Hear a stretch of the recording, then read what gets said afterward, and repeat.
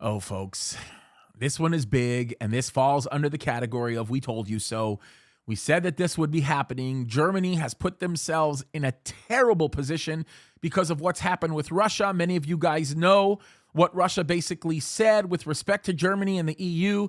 They have reduced the capacity that produces gas for Germany and a large part of the EU to 20% of its normal ability to be able to produce gas, and it's creating a huge problem for people all over that part of the world. Now, I'm looking at an article right now that says Germany turns off the hot water. Hanover becomes the first big city to ban hot water in public buildings in response to Russian gas crisis. Of course, that's going to be the case. Let's go over some of the points of this article. The article tells us that Hanover is the first big city to ban hot water and central heating in public buildings. Lights are going to be switched off at night on major buildings like museums and town halls. The Germans told to expect higher electricity bills and sweeping gas rationing. And of course, we know that this is in response to Vladimir Putin's gas squeeze, which has Europe panicking because the Russian state energy giant, they're called Gazprom, cut gas supplies to Germany to 20%. So this is all significant stuff. This should not be anything that surprises us. We have talked about the implications of this and what it actually means from a biblical perspective. We know that Russia continues to come from a place of strength.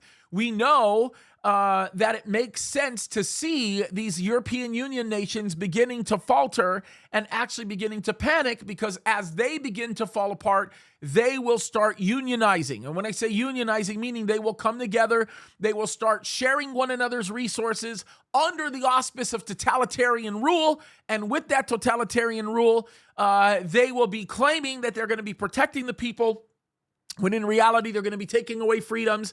And we think it's going to be the perfect environment. I think it's going to be the perfect environment for what we know is going to happen in Revelation chapter 13, when we see the final Antichrist set himself up in the temple, demand to be worshiped, and of course, really ask everybody to take the mark of the beast. And if they don't take the mark of the beast, what's going to end up happening is they're going to die, because without the mark of the beast, you won't be able to buy, sell, and of course, execution will be the reason or will be the effect of not taking the mark of the beast. So we see this coming.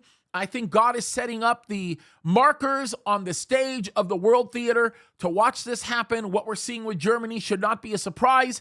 It is something that is very, very typical of what we understand to be forming for what we know is going to happen in the last days. Guys, look, here's the bottom line. Jesus is coming soon. We've got to open our eyes and recognize it. And in this time, we need to be vocal about this stuff. That's why I educate you guys on this.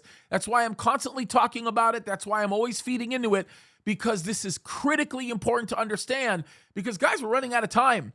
And in these last days, we need to be more vocal, and we need to stand against these things more than we ever have. So that's it, guys. A lot of other stories coming up. A lot of things we're working on. Very interesting stuff. God bless you guys.